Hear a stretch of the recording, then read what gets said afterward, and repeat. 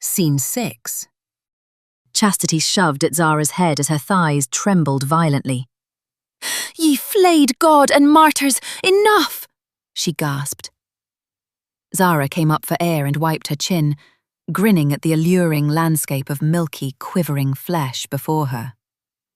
She slinked over Chastity's warm body and curled beside the other woman, cupping a right breast in her slender fingers and giving it a playful jiggle.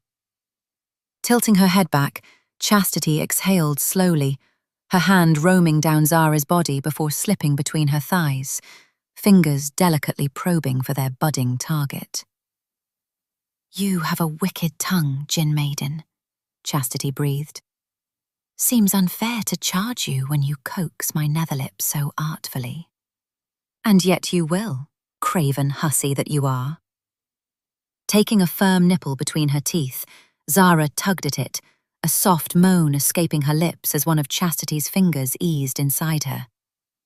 She squirmed and drew Chastity's hand free to bring it to her mouth, sucking on a finger and savouring the taste of herself for a long moment, before propping her head up and grinning.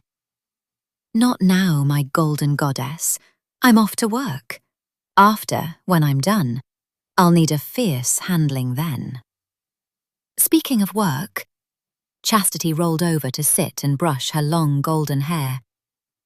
"I fear our time is well nigh over. Madame will come banging on my door any minute now.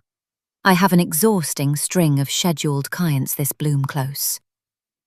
"I'm sure you do, love," Zahra purred, watching Chastity's back. The warm candlelight made her alabaster skin glow, casting shadows that accentuated the graceful curve of her spine and the dimples above her round rump. She had wide hips that begged a strong grip, and her narrow waist cast her body in the seductive shape of a vial. Zahra slid across the bed and kissed first one dimple, and then the other, before seizing Chastity's hips and burrowing her face in her curling tresses. "I thought you had to work," Chastity said with a laugh. "Aye." Zahra slipped off the bed and collected her shift off the floor, slipping it over her head. Then she sat beside the other woman on the bed and pulled on tall boots. "I'll be back by the blooming. Wait up for me." "Always." Chastity paused, brushing her hair. "Is it a dangerous task?" "They're all dangerous, love." Zahra stepped over to Chastity and held her face in her hands. "But not to worry. It'll be like the old priest and the choir boy, in and out with none the wiser." Lifting Zahra's shift, Chastity traced her fingers over her breasts and belly. "Be careful all the same, with that killer on the loose stalking women in the stews."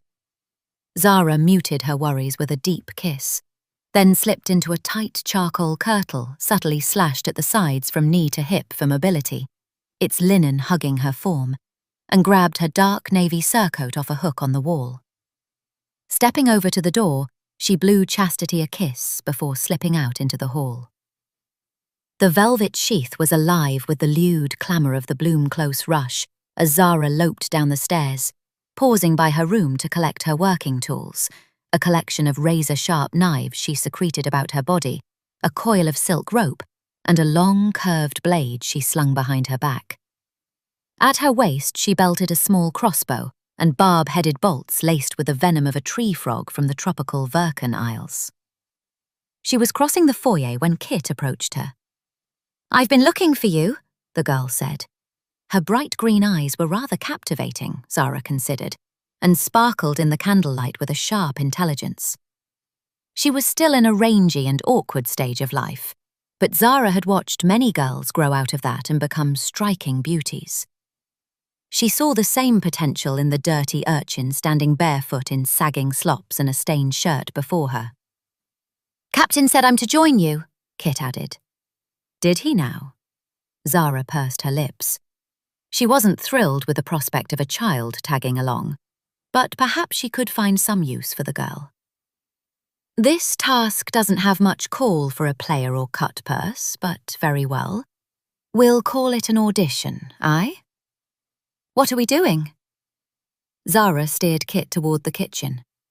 "Recovering property." Kit wrinkled her pert nose. You mean a burglary? 'Tis a distinction without a difference.